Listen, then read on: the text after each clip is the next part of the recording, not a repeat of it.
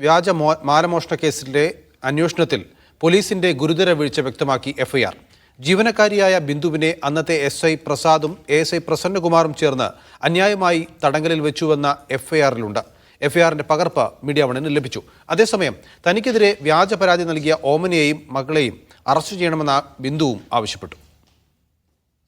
പേരൂർക്കട വ്യാജമാലമോഷണ കേസിൽ പോലീസിന്റെ വീഴ്ചകൾ ഓരോന്നായി വിവരിക്കുന്നതാണ് എഫ്ഐആർ. ബിന്ദുവിനെ കള്ളക്കേസിൽ കൊടുക്കുന്നതിനായാണ് വീട്ടുടമ ഓമനയും മകൾ നിഷയും പോലീസ് സ്റ്റേഷനിലെത്തിയത്. വ്യാജമൊഴിയും ഇവർ നൽകി. കാര്യമായ അന്വേഷണം നടത്താതെ SI പ്രസാദ് കേസ് രജിസ്റ്റർ ചെയ്തു. പ്രസാദും ASI ആയിരുന്ന പ്രസന്നകുമാറും ബിന്ദുവിനെ അസഭ്യം പറഞ്ഞു. അന്യായമായി ബിന്ദുവിനെ തടങ്കലിൽ വെച്ചുവെന്നും എഫ്ഐആറിലുണ്ട്. കുറ്റക്കാർക്കെതിരെ നടപടി വേണമെന്ന് ബിന്ദു ആവശ്യപ്പെട്ടു. മകളെയും അറസ്റ്റ് ചെയ്ത് നിയമത്തിൽ കൊണ്ടുവരും. എന്റെ ഉപജീവന മാർഗമാണ് ഇവരെ നഷ്ടപ്പെടുത്തിയത്. അറസ്റ്റ് ഉൾപ്പെടെയുള്ള നടപടികളിലേക്ക് കടക്കാനാണ് പോലീസിന്റെ നീക്കം. അതേസമയം മുൻകൂർ ജാമ്യത്തിനുള്ള ശ്രമം പ്രതികൾ ആരംഭിച്ചിട്ടുണ്ട്. SC/ST കമ്മീഷന്റെ നിർദ്ദേശപ്രകാരമായിരുന്നു ഓമന ഡാനിയൽ, മകൾ ബിന്ദു, പേരൂർക്കട മുൻ SI പ്രസാദ്, അന്നത്തെ ASI ആയിരുന്ന പ്രസന്നകുമാർ എന്നിവരെ പ്രതി ചേർത്ത് പേരൂർക്കട പോലീസ് കേസെടുത്തത്. മീഡിയ 1 തിരുവനന്തപുരം.